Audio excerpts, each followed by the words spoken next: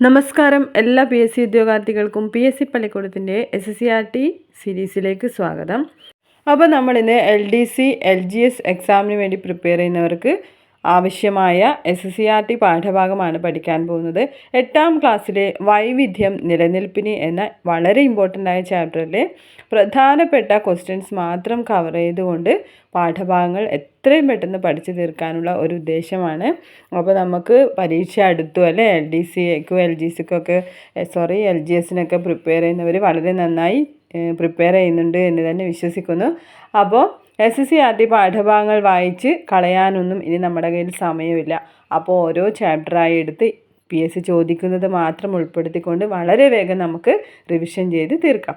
അപ്പോൾ ക്ലാസ്സിലേക്ക് കടക്കുന്നതിന് മുമ്പ് PSC പള്ളിക്കൂടം എന്ന ചാനൽ ഇഷ്ടപ്പെടുകയാണെങ്കിൽ ചാനൽ സബ്സ്ക്രൈബ് ചെയ്യുക, പരമാവധി കൂട്ടുകാരിലേക്ക് ഷെയർ ചെയ്ത് കൊടുക്കുക. ഓക്കെ, അപ്പോൾ നമുക്ക് ക്ലാസ്സിലേക്ക് കടക്കാം. ആദ്യത്തെ ചോദ്യം ഇതാണ്: ഭൂമിയിൽ ജീവൻ കാണപ്പെടുന്നതും ഭൗമോപരിതലത്തിലും അന്തരീക്ഷത്തിലും സമുദ്രത്തിനടിയിലുമായി വ്യാപിച്ചു കിടക്കുന്ന ഭാഗമാണ് ജീവമണ്ഡലം. അപ്പോൾ നമുക്കറിയാലേ, ഭൂമിയിൽ ജീവൻ കാണപ്പെടുന്ന ഭാഗം തന്നെയാണ് എന്ത്? ജീവമണ്ഡലം. അത് ഭൗമോപരിതലത്തിലും അന്തരീക്ഷത്തിലും അതുപോലെ തന്നെ സമുദ്രത്തിനടിയിലുമായി വ്യാപിച്ചു കിടക്കുന്നു എന്ന് മനസ്സിലാക്കുക. അടുത്ത ചോദ്യം: ജീവലോകത്തിൻ്റെ പ്രാഥമിക ഊർജ്ജ സ്രോതസ്സാണ് സൂര്യൻ. ഇത് PSC ഇപ്പോഴും ചോദിക്കാറുണ്ട്. ജീവലോകത്തിൻ്റെ പ്രാഥമിക ഊർജ്ജ സ്രോതസ്സ് എന്ന് പറയുന്നത് സൂര്യനാണ് അല്ലേ. അടുത്ത ചോദ്യം: ഹരിത സസ്യങ്ങൾ പ്രകാശ സംശ്ലേഷണത്തിലൂടെ പ്രകാശത്തെ ഡാഷ് ആക്കി മാറ്റുന്നു. ഹരിത സസ്യങ്ങൾ പ്രകാശ സംശ്ലേഷണത്തിലൂടെ പ്രകാശത്തെ എന്താക്കിയാണ് മാറ്റുന്നത്? രാസോർജമാക്കി മാറ്റുന്നു അല്ലേ. പ്രകാശോർജത്തെ രാസോർജമാക്കിയാണ് ഹരിത സസ്യങ്ങൾ മാറ്റുന്നത്. പ്രകാശ സംശ്ലേഷണം നടത്തുന്ന സസ്യങ്ങളാണ് ഉൽപ്പാദകർ. അത് നമുക്ക് എല്ലാവർക്കും അറിയാം. പ്രകാശ സംശ്ലേഷണം നടത്തുന്ന ഹരിത സസ്യങ്ങളെയാണ് നമ്മൾ എന്ത് പറയുന്നത്? ഉൽപ്പാദകർ എന്ന് പറയുന്നത്. അതായത് ആഹാരം ഉൽപ്പാദിപ്പിക്കുന്നത് സസ്യങ്ങളാണ് അല്ലേ. അടുത്തത്: നേരിട്ടോ അല്ലാതെയോ ഊർജത്തിനായി സസ്യങ്ങളെ ആശ്രയിക്കുന്ന മറ്റു ജീവികളാണ് ഉപഭോക്താക്കൾ. അതായത് സസ്യങ്ങളാണ് ഭക്ഷണം ഉൽപ്പാദിപ്പിക്കുന്നത്. അപ്പോൾ അവയെ ആശ്രയിക്കുന്ന ജീവികളെ എന്ത് പറയും? ഉപഭോക്താക്കൾ എന്ന് പറയും. അതായത് നമ്മളൊക്കെ, മനുഷ്യനൊക്കെ എന്താണ്? ഉപഭോക്താവാണ് അല്ലേ. മനസ്സിലായല്ലോ. അപ്പോൾ ഞാൻ പറഞ്ഞു നേരിട്ടോ അല്ലാതെയോ ആശ്രയിക്കുന്ന എന്ന് പറഞ്ഞു അല്ലേ. അപ്പോൾ നേരിട്ട് സസ്യങ്ങളെ ആശ്രയിക്കുന്ന ഉപഭോക്താക്കളാണ് പ്രാഥമിക ഉപഭോക്താക്കൾ. ഇത് പഠിച്ചു വെക്കണം. നേരിട്ട് സസ്യങ്ങളെ ആശ്രയിക്കുന്നവരാണ് ആര്? പ്രാഥമിക ഉപഭോക്താക്കൾ. അതായത് പശു, അങ്ങനെ പശുവിനെ പോലെയുള്ള ജീവികളൊക്കെ എന്ത് ചെയ്യും? നേരിട്ട് സസ്യം ഭക്ഷിക്കും അല്ലേ. അങ്ങനെയുള്ള ജീവികളെയാണ് പ്രാഥമിക ഉപഭോക്താക്കൾ എന്ന് പറയുന്നത്. അപ്പോൾ പ്രാഥമിക ഉപഭോക്താക്കളെ ആഹാരമാക്കുന്നവരാണ് ആര്? ദ്വിതീയ ഉപഭോക്താക്കൾ. രണ്ടാമത്തെ തലത്തിൽ വരുന്നവരാണ് ദ്വിതീയ ഉപഭോക്താക്കൾ. അപ്പോൾ നമ്മൾ വളരെ ചെറിയ ക്ലാസ്സിൽ ഇത് പഠിച്ചിട്ടുണ്ട് അല്ലേ. പുല്ല്, പുൽച്ചാടി തിന്നുന്ന തവള എന്നൊക്കെ നമ്മൾ പഠിച്ചതല്ലേ. അടുത്തത്: ദ്വിതീയ ഉപഭോക്താക്കളെ ഭക്ഷിക്കുന്നവരാണ് തൃതീയ ഉപഭോക്താക്കൾ. ദ്വിതീയ ഉപഭോക്താക്കളെ ഭക്ഷിക്കുന്നവരെന്താണ്? തൃതീയ ഉപഭോക്താക്കൾ. അതായത് മൂന്നാമത്തെ തലത്തിൽ വരുന്നവരാണ്. അടുത്ത ചോദ്യം: ജീവജാലങ്ങൾ തമ്മിലും ജീവജാലങ്ങളും അവയുടെ ചുറ്റുപാടും തമ്മിലുള്ള പരസ്പര ബന്ധത്തെക്കുറിച്ചുള്ള പഠനമാണ് ഇക്കോളജി. ഇതിപ്പോൾ അടുത്ത ഒരു എക്സാമിന് ചോദിച്ചു. ജീവജാലങ്ങൾ തമ്മിലും ജീവജാലങ്ങളും അവയുടെ ചുറ്റുപാടും തമ്മിലുമുള്ള പരസ്പര ബന്ധത്തെക്കുറിച്ചുള്ള പഠനത്തിന് എന്താണ് പറയുക? ഇക്കോളജി എന്നാണ് പറയുക അല്ലേ. മനസ്സിലായോ? അടുത്ത പോയിന്റാണ്: വിവിധ തരം ആവാസ വ്യവസ്ഥകൾ, ജീവികൾ തമ്മിലുള്ള ബന്ധങ്ങൾ, പരിസ്ഥിതി സംരക്ഷണം എന്നിവയെല്ലാം ഉൾപ്പെടുന്ന പഠനശാഖ ഏതാണ് എന്ന് ചോദിച്ചാൽ അത് ഇക്കോളജിയാണ്. അപ്പോൾ ആവാസ വ്യവസ്ഥകളും ജീവികൾ തമ്മിലുള്ള ബന്ധങ്ങളൊക്കെ പഠിക്കുന്നത് ഏത് ശാസ്ത്രശാഖയിലൂടെയാണ്? ഇക്കോളജിയിലൂടെയാണ് അല്ലേ. മനസ്സിലായോ? അടുത്തത്: ഭക്ഷ്യശൃംഖലയിലെ ഒരു ജീവിയുടെ സ്ഥാനത്തെ കുറിക്കുന്ന പദമാണ് പോഷണതലം. അപ്പോൾ ഞാൻ നേരത്തെ പറഞ്ഞു, ഒന്നാമത് സസ്യങ്ങളാണ്, രണ്ടാമത്തെ പോഷണതലത്തിൽ ദ്വിതീയ ഉപഭോക്താക്കളാണെന്നൊക്കെ പറഞ്ഞു അല്ലേ. അപ്പോൾ ഭക്ഷ്യശൃംഖലയിലെ ഒരു ജീവിയുടെ സ്ഥാനത്തെ കുറിക്കുന്ന പദം ഏതാണെന്ന് ചോദിച്ചാൽ അത് പോഷണതലം എന്നാണ് പറയുക. അപ്പോൾ ഇത്രയും കാര്യങ്ങൾ മനസ്സിലായി എന്ന് വിചാരിക്കുന്നു. വീഡിയോസ് ഇഷ്ടപ്പെടുകയാണെങ്കിൽ ഒന്ന് ലൈക്ക് ചെയ്യണേ. അപ്പോൾ അടുത്ത പോയിന്റ് നോക്കാം. ഭക്ഷ്യശൃംഖലകൾ ആരംഭിക്കുന്നത് സസ്യങ്ങളിൽ നിന്നാണ് അല്ലേ. ഞാൻ നേരത്തെ പറഞ്ഞല്ലോ, സസ്യങ്ങളാണ് പ്രാഥമിക തലത്തിലുള്ളത്, അവരെയാണ് ഉൽപ്പാദകർ എന്ന് പറയുന്നത്. അപ്പോൾ ഭക്ഷ്യശൃംഖല ആരംഭിക്കുന്ന എവിടെ നിന്നാണ്? സസ്യങ്ങളിൽ നിന്നാണ്. ഓക്കെ. അടുത്ത പോയിന്റാണ്: ഒന്നാം പോഷണതലത്തിൽ ഉൾപ്പെടുന്നവയാണ് സസ്യങ്ങൾ. അത് നമ്മൾ പറഞ്ഞു. ഒന്നാമത്തെ പോഷണതലത്തിൽ ആരാണ്? സസ്യങ്ങളാണ് അല്ലേ. ഇനി രണ്ടാമത്തെ പോഷണതലത്തിലോ? സസ്യങ്ങളിൽ നിന്ന് നേരിട്ട് പോഷണം സ്വീകരിക്കുന്ന സസ്യാഹാരികളാണ് രണ്ടാം പോഷണതലത്തിൽ. അതായത് ഒന്നാം പോഷണതലത്തിൽ പുല്ല് എന്ന് ഓർമ്മിക്കുക. അപ്പോൾ പുല്ല് നേരിട്ട് ആഹാരമാക്കുന്നത് ആരാണ്? പുൽച്ചാടിയാണ് അല്ലേ.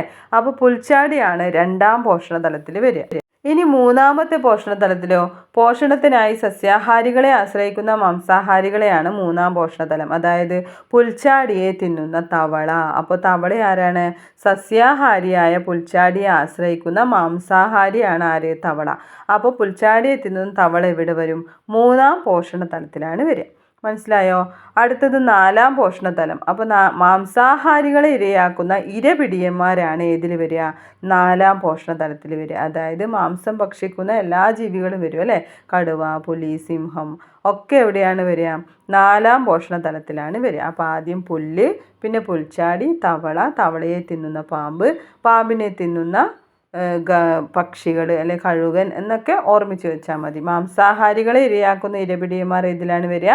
നാലാം പോഷണ തലത്തിലാണ് വരിക. ഇനി അടുത്ത പോയിന്റാണ്, ഭൂമിയിൽ വസിക്കുന്ന വൈവിധ്യമാർന്ന മുഴുവൻ ജീവസമൂഹങ്ങളും അവയുടെ ആവാസ വ്യവസ്ഥകളും ചേരുന്നതാണ് ജൈവ വൈവിധ്യം. അതൊക്കെ ഒന്ന് വായിച്ചു വെച്ചാൽ മതി. അടുത്തത്, ജൈവ വൈവിധ്യത്തിൽ ഉൾപ്പെടുന്ന തലങ്ങൾ ഏതെല്ലാം എന്ന് ചോദിച്ചാൽ ആവാസ വ്യവസ്ഥകളുടെ വൈവിധ്യം, സ്പീഷീസുകളുടെ വൈവിധ്യം, അതുപോലെ തന്നെ ജനിതക വൈവിധ്യം എന്ന് പഠിച്ചു വെക്കുക. അപ്പോൾ ജീവമണ്ഡലത്തിലെ ജൈവസമ്പന്നത സൂചിപ്പിക്കുന്ന ജൈവ വൈവിധ്യം എന്ന പദം ആദ്യമായി ഉപയോഗിച്ച ബ്രിട്ടീഷ് ശാസ്ത്രജ്ഞൻ ആരാണ്? വാൾട്ടർ ജി റോസൻ ആണ്. അതൊന്ന് പഠിച്ചു വെക്കണം. ജൈവ വൈവിധ്യം എന്ന പദം ആദ്യമായി ഉപയോഗിച്ച ബ്രിട്ടീഷ് പ്രകൃതി ശാസ്ത്രജ്ഞൻ ആരാണ്? വാൾട്ടർ ജി റോസൻ ആണ്. അപ്പോൾ ജൈവ വൈവിധ്യം എന്ന പദം ആദ്യമായി ഉപയോഗിച്ച വർഷം 1985 അതൊക്കെ ഒന്ന് വായിച്ചു വെച്ചാൽ മതി, അങ്ങനെ ചോദിക്കുകയൊന്നുമില്ല. അപ്പോൾ അടുത്തത്, ആവാസ വ്യവസ്ഥയുടെ മാറ്റങ്ങൾ അതിവേഗം ഇരയാകുന്ന ജീവവിഭാഗമാണ് പക്ഷികൾ അല്ലേ. അപ്പോൾ ആവാസ വ്യവസ്ഥയിൽ എന്തെങ്കിലും ഒരു മാറ്റം, കടുത്ത ചൂടോ അല്ലെങ്കിൽ നല്ല തണുപ്പോ അല്ലെങ്കിൽ കാട്ടുതീ, അങ്ങനെ എന്തെങ്കിലും ഒരു മാറ്റം ഉണ്ടായാൽ എത്രയും പെട്ടെന്ന് ബാധിക്കുന്ന അല്ലെങ്കിൽ അതിന് ഇരയാവുന്ന ജീവവിഭാഗം ആരാണ്? പക്ഷികളാണ് അല്ലേ. പക്ഷികൾക്കാണ് പെട്ടെന്ന് എല്ലാ ജീവഹാനിയും സംഭവിക്കുക. ഇനി നമുക്ക് ഈ ടെക്സ്റ്റിൽ ഒരു പിക്ചറൊക്കെ കൊടുത്തിട്ട് കാണാം. ആവാസ വ്യവസ്ഥയിലെ പ്രതിപ്രവർത്തനങ്ങൾ എന്ന് പറഞ്ഞിട്ടുള്ള ഒരു പിക്ചർ അല്ലേ. അതായത് മാനും കടുവയും, അതുപോലെ പൂവും പൂമ്പാറ്റയും, മാവും മരവാഴയും, നെല്ലും കളകളും അല്ലെങ്കിൽ മാവും ഇത്തിൽക്കണിയും, ഇതൊക്കെ ഒരു ആവാസ വ്യവസ്ഥയിലെ ജീവബന്ധങ്ങളാണ്. അപ്പോൾ അതിനെക്കുറിച്ച് നമുക്ക് ഇമ്പോർട്ടൻ്റ് ആയിട്ട് പഠിക്കാനുണ്ട്. PSC ചോദിക്കുന്ന ഒരു ചോദ്യമാണ്. അപ്പോൾ അത് നമുക്ക് ജീവബന്ധങ്ങൾ നോക്കാം. അപ്പോൾ ആദ്യത്തെ കോളം നോക്കിയേ, ഇരപിടുത്തം അല്ലേ. ഇരപിടുത്തം എന്ന് കൊടുത്തിട്ടുണ്ട്. ഒന്നിന് ഗുണകരം മറ്റേതിന് ദോഷകരം. ഇരപിടിയന് ഭക്ഷണമാകുന്നു. അങ്ങനെയുള്ള ജീവബന്ധമാണ് ഇരപിടുത്തം. അതായത് ഒന്നിന് ഗുണകരമാണ് മറ്റേതിന് ദോഷകരമാണ്. ഇരപിടിയന് ഭക്ഷണമാകുന്നു. അപ്പോൾ അവിടെ ഏതാണ് എക്സാമ്പിൾ വരിക? നമ്മൾ നേരത്തെ കണ്ട മാനും കടുവയും എന്ന എക്സാമ്പിളാണ് വരിക അല്ലേ. അപ്പോൾ PSC എങ്ങനെയാണ് ചോദിക്കുക? മാനും കടുവയും തമ്മിലുള്ള ബന്ധം അത് ഏത് ജീവബന്ധത്തിലാണ് വരിക? അപ്പോൾ അത് ഏതിൽ വരും? ഇരപിടുത്തത്തിലാണ് വരിക. ഇനി രണ്ടാമത്തെ കോളം നോക്കിയേ, പരാത ജീവനം. ഒന്നിന് ഗുണകരം മറ്റേതിന് ദോഷകരം. പരാതം പോഷണത്തിനായി ആതിഥേയനെ ആശ്രയിക്കുന്നു. അപ്പോൾ അതിൻ്റെ ഉദാഹരണം അവിടെ കൊടുത്തിട്ടുണ്ട്.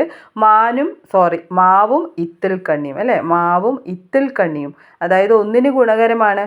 ആർക്ക്? ഇത്തിൽക്കണ്ണിക്ക് ഗുണകരമാണ്. അപ്പോൾ മാവിന് എന്താണ്? ഇത്തിൽക്കണ്ണി ഉണ്ടാകുമ്പോൾ മാവിന് ദോഷകരമാണ്. അപ്പോൾ അങ്ങനെയുള്ള ബന്ധമാണ് പരാത ജീവനം.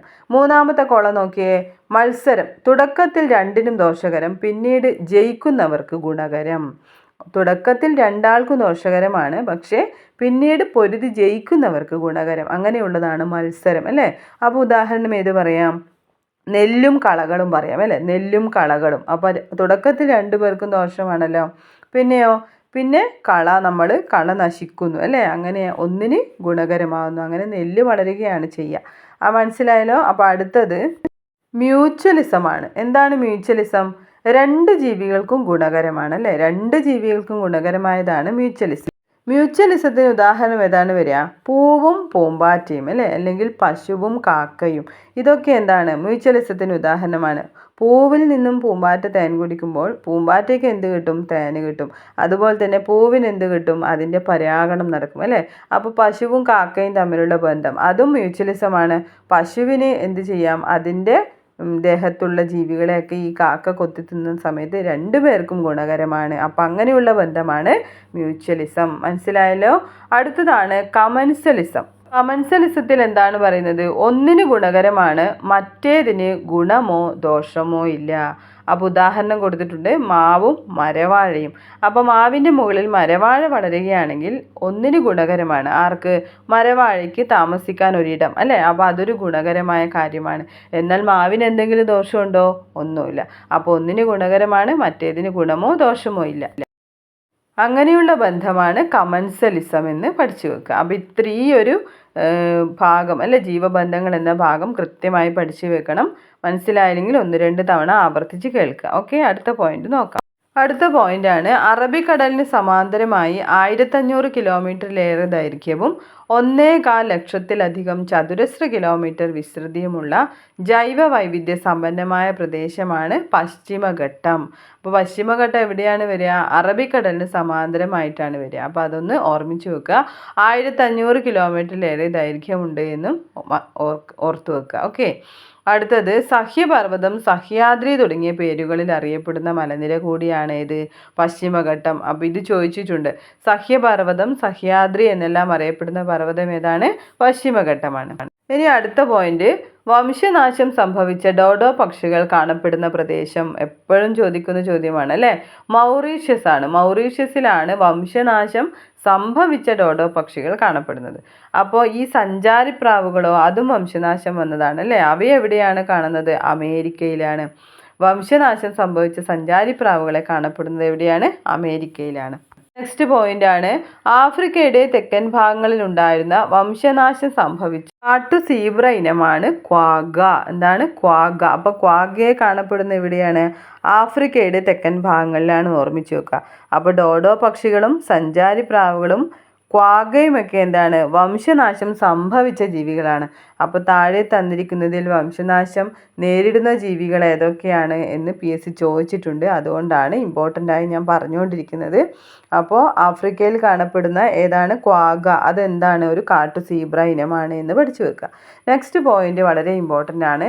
DDT പോലുള്ള കീടനാശിനികൾ സൃഷ്ടിക്കുന്ന പാരിസ്ഥിതിക ആരോഗ്യ പ്രശ്നങ്ങൾ പ്രതിപാദിച്ച് നിശബ്ദ വസന്തം അഥവാ സൈലന്റ് സ്പ്രിംഗ് എന്ന പുസ്തകം രചിച്ചതാരാണ്? റേച്ചൽ കേഴ്സൺ ആണ്, അല്ലേ? ഇത് തീർച്ചയായും നോട്ട് ചെയ്ത് തന്നെ പഠിക്കണം. സൈലന്റ് സ്പ്രിംഗ് അഥവാ നിശബ്ദ വസന്തം എന്ന പുസ്തകം ആരുടേതാണ്? റേച്ചൽ കേഴ്സൻ്റെയാണ്. ഇനി നിശബ്ദ വസന്തം എന്ന പുസ്തകം പുറത്തിറങ്ങിയ വർഷമാണ് 1962. 62-ലാണ് സൈലന്റ് സ്പ്രിംഗ് പുറത്തിറങ്ങിയത്. അമേരിക്കയിൽ DDT നിരോധിക്കാൻ കാരണമായ പുസ്തകം ഏതാണ് എന്ന് ചോദിച്ചാൽ അതും സൈലന്റ് സ്പ്രിംഗ് ആണ്. അമേരിക്കയിൽ DDT നിരോധിക്കാൻ കാരണം ഏത് പുസ്തകമാണ്? റേച്ചൽ കേഴ്സൻ്റെ സൈലന്റ് സ്പ്രിംഗ് എന്ന പുസ്തകമാണ്. മനസ്സിലായല്ലോ? അപ്പോൾ അടുത്ത പോയിന്റാണ്, വംശനാശ ഭീഷണി നേരിടുന്ന ജീവജാലങ്ങൾ. ഇത് കൃത്യമായി പഠിച്ചു വെക്കണം. ഇതാണ് നിങ്ങൾക്ക് സ്റ്റേറ്റ്മെൻറ്റ് രീതിയിൽ ക്വസ്റ്റ്യൻ ആയിട്ട് വന്നത്. അപ്പോൾ വംശനാശ ഭീഷണി നേരിടുന്ന ജീവജാലങ്ങളാണ് അശോകമരം, മരമഞ്ഞൾ, മലബാർ വെരുക്, വരയാട്, സിംഹവാലൻ കുരങ്ങ്, മലമുഴക്കി, വേഴാമ്പൽ. അപ്പോൾ ഇതെന്തെങ്കിലും ഒരു കോഡ് കണക്ട് ചെയ്ത് നിങ്ങൾ പഠിച്ചു വെച്ചേ മതിയാവും. നെക്സ്റ്റ് പോയിന്റ് ആണ്, IUCN ഏത് രംഗത്ത് പ്രവർത്തിക്കുന്ന സംഘടനയാണ്? ഇതും പഠിച്ചു വെക്കണം. പരിസ്ഥിതി സംരക്ഷണ സംഘടന, അല്ലെ? IUCN ഏത് രംഗത്ത് പ്രവർത്തിക്കുന്ന സംഘടനയാണ്? പരിസ്ഥിതി സംരക്ഷണ സംഘടനയാണ്. നെക്സ്റ്റ് പോയിന്റ്, നിശബ്ദ വസന്തത്തിൽ പരാമർശിക്കുന്ന DDT പെട്രോളിയം ഉൽപ്പന്നങ്ങളുമായി കൂട്ടിക്കലർത്തി കൃഷിയിടങ്ങളിൽ വ്യാപകമായി ഉപയോഗിച്ച മിശ്രിതം അറിയപ്പെടുന്ന പേരെന്താണ്? എന്താണ്? ഇൻസെക്റ്റ് ബോംബ് എന്നാണ്. എന്താണ്? Insect bomb. അടുത്ത പോയിന്റ് ഒന്ന് നോക്കി വെച്ചോളൂ. അമേരിക്കയിൽ DDT നിരോധിച്ച വർഷം എത്രയാണ്? 1972 ആണ്. അപ്പോൾ നമ്മുടെ നിശബ്ദ വസന്തം പ്രസിദ്ധീകരിച്ച വർഷം ഓർമ്മയുണ്ടോ? ഒന്ന് ഓർത്ത് നോക്കിയേ. 1962 അല്ലേ? അപ്പോൾ ആ പുസ്തകം ഇറങ്ങിയതിന് ശേഷം 10 വർഷം കഴിഞ്ഞിട്ടാണ് അമേരിക്കയിൽ DDT നിരോധിച്ചത് എന്ന് പഠിച്ചു വെക്കുക. മനസ്സിലായല്ലോ? അടുത്തത് വളരെ ഇമ്പോർട്ടൻ്റ് ആയ ഒരു ചോദ്യമാണ്. റെഡ് ഡാറ്റ ബുക്ക് പ്രസിദ്ധീകരിക്കുന്ന സംഘടന. റെഡ് ഡാറ്റ ബുക്ക് പ്രസിദ്ധീകരിക്കുന്ന സംഘടന ഏതാണ്? IUCN ആണ്, അല്ലേ? പരിസ്ഥിതി സംഘടന. അപ്പോൾ ഈ റെഡ് ഡാറ്റ ബുക്ക് എന്താണ്? വംശനാശ ഭീഷണി നേരിടുന്ന ജീവജാലങ്ങളുടെ വിവരങ്ങൾ ശേഖരിച്ച് രേഖപ്പെടുത്തി വെക്കുന്ന ഒരു പുസ്തകമാണ് ഇത്, റെഡ് ഡാറ്റ ബുക്ക്. അപ്പോൾ അത് പ്രസിദ്ധീകരിക്കുന്ന സംഘടന ഏതാണ്? IUCN ആണ് എന്ന് പഠിച്ചു വെക്കുക. മനസ്സിലായോ? അടുത്ത പോയിന്റാണ്, എത്ര വർഷത്തിലൊരിക്കലാണ് റെഡ് ഡാറ്റ ബുക്ക് പ്രസിദ്ധീകരിക്കുന്നത്? 1 വർഷം, അല്ലേ? ഓരോ വർഷത്തിലും ഒരു പ്രാവശ്യമാണ് എന്ത് പ്രസിദ്ധീകരിക്കുന്നത്? റെഡ് ഡാറ്റ ബുക്ക് പ്രസിദ്ധീകരിക്കുന്നത്. അടുത്ത പോയിന്റാണ്, ജീവജാലങ്ങളെ അവയുടെ സ്വാഭാവിക ആവാസ വ്യവസ്ഥകളിൽ തന്നെ സംരക്ഷിക്കുന്ന രീതിയാണ് ഇൻ സിറ്റു കൺസർവേഷൻ. ഇത് വ്യക്തമായി പഠിച്ചു വെക്കണം. ജീവജാലങ്ങളെ അവയുടെ സ്വാഭാവിക ആവാസ വ്യവസ്ഥയിൽ തന്നെ സംരക്ഷിക്കുക. അതായത് ഇപ്പോൾ ഒരു കടുവയോ സിംഹോ താമസിക്കുന്ന സ്ഥലത്ത് തന്നെ അവയെ സംരക്ഷിക്കുന്നതിനെയാണ് എന്ത് പറയുക? ഇൻ സിറ്റു കൺസർവേഷൻ എന്ന് പറയാം. എന്നാൽ ജീവജാലങ്ങളെ അവയുടെ സ്വാഭാവിക ആവാസ വ്യവസ്ഥയ്ക്ക് പുറത്ത് സംരക്ഷിക്കുന്ന രീതിയാണ് എക്സ് സിറ്റു കൺസർവേഷൻ. നമ്മൾ എന്ത് ചെയ്യാറുണ്ട്? ജീവികളെയൊക്കെ നമ്മൾ പിടിച്ചു കൊണ്ടുവന്നിട്ട് വളർത്താറുണ്ട് അല്ലേ? അതാണ് എക്സ് സിറ്റു കൺസർവേഷൻ. അതായത് കടുവയും സിംഹത്തിനെയൊക്കെ നമ്മൾ എന്ത് ചെയ്യാറുണ്ട്? നമ്മൾ കൊണ്ടുവന്ന് മൃഗശാലകളിലൊക്കെ വളർത്താറില്ലേ? അപ്പോൾ അങ്ങനെയുള്ളതിനെയാണ് എന്ത് പറയുക? എക്സ് സിറ്റു കൺസർവേഷൻ എന്ന് പറയുക. അത് നമുക്ക് ഇൻ സിറ്റു കൺസർവേഷനും എക്സ് സിറ്റു കൺസർവേഷനും എക്സാമ്പിൾ അടക്കം നമുക്ക് പഠിക്കാം. ഈ ടെക്സ്റ്റിലൊന്ന് നോക്കിയേ. ബയോസ്ഫിയർ റിസർവുകളും കാവുകളും ഇക്കോളജിക്കൽ ഹോട്ട്സ്പോട്ടുകളും എല്ലാം എന്താണ്? ഇൻസിറ്റു കൺസർവേഷൻ ഉദാഹരണങ്ങളാണ് അല്ലേ? ബയോസ്ഫിയർ റിസർവുകൾ എന്താണ്? ബയോസ്ഫിയർ റിസർവ് അതായത് ലോകത്തിലെ പ്രധാനപ്പെട്ട ആവാസ വ്യവസ്ഥകളെയും ജൈവ വൈവിധ്യത്തെയും ജനിതക സ്രോതസ്സുകളെയും സംരക്ഷിക്കുക എന്ന ഉദ്ദേശത്തോടെ സ്ഥാപിക്കപ്പെട്ട വിശാലമായ പ്രദേശമാണ് എന്ത്? Biosphere reserve. അപ്പോൾ നീലഗിരി, അഗസ്ത്യമല എന്നീ ബയോസ്ഫിയർ റിസർവുകൾ കേരളത്തിലെ പ്രദേശങ്ങൾ കൂടി ഉൾപ്പെട്ടിരിക്കുന്നു. അപ്പോൾ അതിനെയാണ് ഈ ബയോസ്ഫിയർ റിസർവുകൾ ഏതിലാണ് വരിക? ഇൻ സിറ്റു കൺസർവേഷനിലാണ് വരിക. ഇനി അടുത്തത് ഏതാണ്? കാവുകളാണ് അല്ലേ? കാവുകൾ നമുക്ക് എല്ലാവർക്കും അറിയാം. മനുഷ്യവാസ പ്രദേശങ്ങളിൽ സംരക്ഷിക്കപ്പെട്ടു വരുന്ന വിസ്തൃതി കുറഞ്ഞ ജൈവ വൈവിധ്യ മേഖലയാണ് കാവുകൾ. അപ്പോൾ ഇതിനെയും നമ്മൾ എന്ത് പറയും? ഇൻ സിറ്റു കൺസർവേഷൻ എന്നാണ് പറയുക. അതായത് ഒരു കാവ് നമ്മൾ സംരക്ഷിക്കപ്പെടുമ്പോൾ വനങ്ങളിലുള്ള ആ ഭാഗത്തെ എല്ലാ ജീവികളെയും കൂടിയാണ് നമ്മൾ സംരക്ഷിക്കുന്നത്. അപ്പോൾ അതിനെ എന്ത് പറയും? അതും ഏതിൽ വരും? ഇൻ സിറ്റു കൺസർവേഷനിലാണ് വരിക. അടുത്തതാണ് ഇക്കോളജിക്കൽ ഹോട്ട്സ്പോട്ടുകൾ. എന്താണ് ഇക്കോളജിക്കൽ ഹോട്ട്സ്പോട്ട്? തദ്ദേശീയമായ ധാരാളം സ്പീഷീസുകൾ ഉൾക്കൊള്ളുന്നതും ആവാസ ഭീഷണി നേരിടുന്നതുമായ ജൈവ വൈവിധ്യ മേഖലകളാണിവ. അതായത് അതീവ പരിസ്ഥിതി പ്രാധാന്യമുള്ള ജൈവ സമ്പന്ന മേഖലയാണ് ഓരോ ഹോട്ട്സ്പോട്ടും. അപ്പോൾ ജീവികൾ വംശനാശ ഭീഷണിയൊക്കെ നേരിടുന്നുണ്ടെങ്കിൽ അതിനെ പ്രത്യേകം എടുത്ത ഒരു ഹോട്ട്സ്പോട്ടായി നമ്മൾ സംരക്ഷിക്കുന്നു അല്ലേ? അതാണ് ഇക്കോളജിക്കൽ ഹോട്ട്സ്പോട്ട്. അപ്പോൾ ഇതും ഏതിൽ വരും? ഏതിൽ വരും? ഇൻ സിറ്റു കൺസർവേഷനിലാണ് വരിക. നമ്മുടെ പശ്ചിമഘട്ടമൊക്കെ ഏതാണ്? ഇക്കോളജിക്കൽ ഹോട്ട്സ്പോട്ടാണ്. അപ്പോൾ പശ്ചിമഘട്ടം അതുപോലെ തന്നെ വടക്കു കിഴക്കൻ ഹിമാലയം, ഇന്തോ ബർമ മേഖലയൊക്കെ ഏതാണ്? ഇക്കോളജിക്കൽ ഹോട്ട്സ്പോട്ടാണെന്ന് ഓർത്തു വെക്കുക.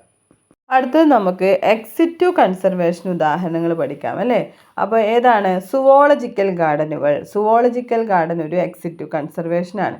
വ്യത്യസ്ത ഇനത്തിൽപ്പെട്ട ജന്തുക്കളെ പ്രത്യേകമായി പാർപ്പിച്ച് പരിപാലിക്കുകയും വംശവർദ്ധനവിന് വേണ്ട സാഹചര്യങ്ങൾ ഒരുക്കുകയും ചെയ്യുന്ന സംരക്ഷണ കേന്ദ്രമാണ് സുവോളജിക്കൽ ഗാർഡനുകൾ. അപ്പോൾ വനമേഖലയിൽ വംശനാശം സംഭവിച്ച ജീവികളുടെ സംരക്ഷണ കേന്ദ്രം കൂടിയാണ് ഇവിടം. കേരളത്തിൽ തിരുവനന്തപുരം, തൃശ്ശൂർ എന്നിവിടങ്ങളിൽ സുവോളജിക്കൽ ഗാർഡൻ ഉണ്ട്. അപ്പോൾ സുവോളജിക്കൽ ഗാർഡൻ എവിടെയൊക്കെയാണ് ഉള്ളതെന്ന് PSC ചോദിക്കാറുണ്ട്. അപ്പോൾ തിരുവനന്തപുരത്തും തൃശ്ശൂരുമാണ് എവിടെയുള്ളത് എന്തുള്ളത്? സുവോളജിക്കൽ ഗാർഡൻ ഉള്ളത്. അപ്പോൾ സുവോളജിക്കൽ ഗാർഡൻ ഒരു എക്സ് സിറ്റു കൺസർവേഷൻ ആണെന്ന് പഠിച്ചു വെക്കുക. അടുത്തത് ബോട്ടാണിക്കൽ ഗാർഡൻ ആണ് അല്ലേ? ബോട്ടാണിക്കൽ ഗാർഡൻ എന്ന് വെച്ചാൽ എന്താണ്? വൈവിധ്യമാർന്ന സ്പീഷീസുകളിൽപ്പെട്ട അപൂർവവും പ്രധാനപ്പെട്ടതുമായ സസ്യങ്ങളെ സംരക്ഷിക്കുന്ന വിശാലമായ ഗവേഷണ കേന്ദ്രങ്ങളാണിവ.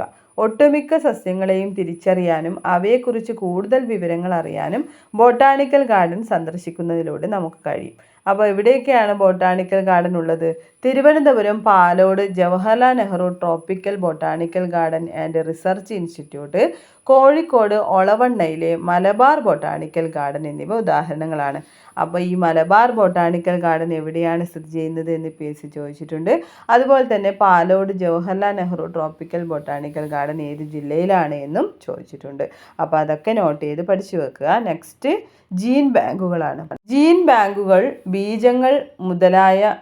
ജീൻ ബാങ്കുകളും എന്താണ്? എക്സ് സിറ്റു കൺസർവേഷനാണ്. അപ്പോൾ വിത്തുകൾ, ബീജങ്ങൾ മുതലായവ ശേഖരിക്കാനും ദീർഘകാലത്തേക്ക് സംരക്ഷിക്കാനുമുള്ള സംവിധാനങ്ങളുള്ള ഗവേഷണ കേന്ദ്രങ്ങളാണിവ. അപ്പോൾ ആവശ്യമായ അവസരങ്ങളിൽ ഇവ ഉപയോഗിച്ച് ജീവികളെ പുനഃസൃഷ്ടിക്കാനും കഴിയും. തിരുവനന്തപുരത്തെ Rajiv Gandhi centre for biotechnology ഇതിനൊരു ഉദാഹരണമാണ്. അപ്പോൾ ഇതിൽ നിന്ന് ചോദ്യം വരിക, Rajiv Gandhi centre for biotechnology എവിടെയാണ് സ്ഥിതി ചെയ്യുന്നത് എന്നാണ് ചോദിക്കുക. എവിടെയാണ്? തിരുവനന്തപുരത്താണ് അല്ലേ? അപ്പോൾ നമ്മൾ എന്ത് പഠിച്ചു? ഇൻസിറ്റു കൺസർവേഷനും പഠിച്ചു, എക്സിറ്റു കൺസർവേഷനും പഠിച്ചു. അടുത്ത പോയിന്റാണ് ജൈവ വൈവിധ്യ സംരക്ഷണം മുഖ്യ ലക്ഷ്യമാക്കി പ്രവർത്തിക്കുന്ന സംഘടനയായ IUCNന്റെ ആസ്ഥാനം എവിടെയാണ് സ്വിറ്റ്സർലാൻഡിലാണ് അല്ലേ. ഇതൊന്ന് പഠിച്ചു വെക്കണേടാ മക്കളെ. IUCNന്റെ ആസ്ഥാനം എവിടെയാണ്?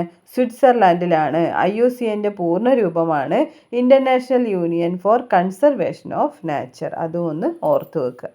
അപ്പോൾ അടുത്തതാണ് WWF അല്ലേ. അതും എന്താണ്? ഒരു പരിസ്ഥിതി സംഘടനയാണെന്ന് നമുക്കറിയാം. അപ്പോൾ WWFന്റെ പൂർണ്ണരൂപം എന്താണ്?